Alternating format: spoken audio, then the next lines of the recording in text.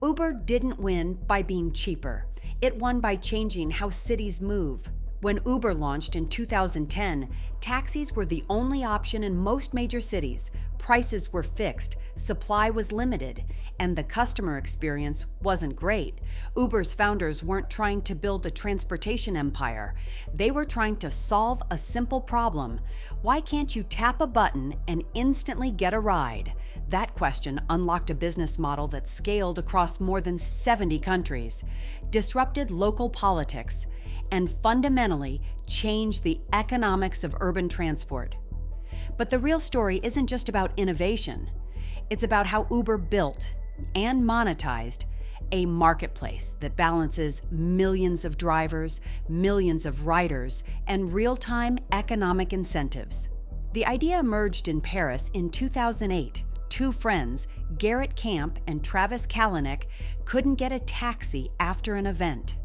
Camp asked a simple but powerful question. What if you could request a car from your phone? At the time, smartphones were exploding in popularity. GPS accuracy had just become reliable, and mobile payments were emerging. Suddenly, the technology existed to build a digital layer over an old, slow industry. UberCab launched in San Francisco in 2010. The initial idea wasn't mass market. It was a premium black car service. But the founders quickly discovered something. People loved availability. They loved the app experience. They loved transparency. This insight would define Uber's future. Before Uber, cities had three structural problems.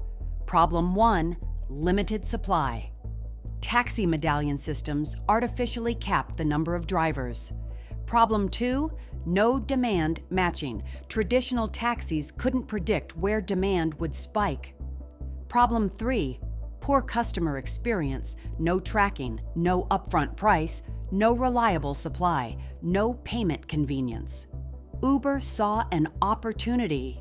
Use software to dynamically match supply and demand in real time. This wasn't a taxi app. It was a marketplace optimization engine. The core of Uber's business is a two-sided marketplace. Drivers want income, flexibility, and low downtime. Riders want speed, reliability, and transparent pricing. Uber sits in the middle, coordinating both sides using three mechanisms. 1. Dynamic pricing. When demand rises faster than supply, prices increase. This incentivizes more drivers to log in.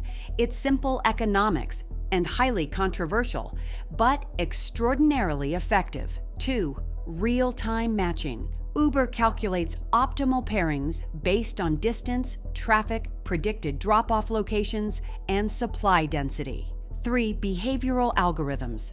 Uber's system quietly nudges both sides with bonuses, discounts, and notifications to rebalance the network. This algorithmic marketplace is Uber's real product, not the app, not the cars, but the orchestration layer. Uber's business model looks simple. Uber takes a percentage of each fare, usually between 20 and 30%, but under the hood, the economics are more complex. Uber operates multiple revenue streams: rides, Uber Eats, freight, and advertising. Its profit levers include increasing trip volume, reducing customer acquisition costs, increasing driver utilization, and expanding non-transport segments. Uber used rides as a beachhead, a way to build massive scale, then expanded horizontally into adjacent marketplaces. Uber's scaling strategy followed a consistent playbook. 1. Launch fast. 2. Subsidize early. Cheap rides and lucrative earnings. 3. Achieve density, a self-reinforcing loop of more drivers, faster pickups, and more riders. 4. Gradually reduce subsidies and improve margins over time. Uber could lose billions early, yet still dominate because it was buying market liquidity. Uber's biggest strength isn't cars, it's data and density. Moat 1, route and demand data. Uber has over 50 billion recorded trips, creating unmatched predictive accuracy. Moat 2, driver liquidity. Drivers go where earnings are reliable. Uber offers the most stable income flow. Moat 3, customer habit. Once consumers trust a platform for transport, they rarely switch. Moat 4, operational footprint. Uber operates in more cities than any competitor, a scale that's hard to replicate. But Uber's journey is not without criticism. Regulatory battles, treatment of drivers, aggressive expansion tactics, heavy losses in early years. Regardless of viewpoint, Uber's impact is undeniable. It forced an entire industry to modernize.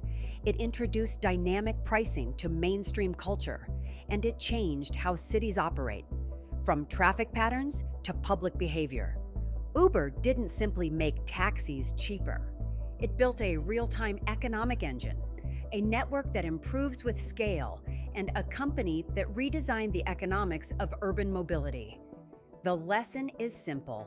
Disruption isn't just about technology. It's about redesigning the economics of an industry. This is Biz Decoded. Like and subscribe for more videos like this.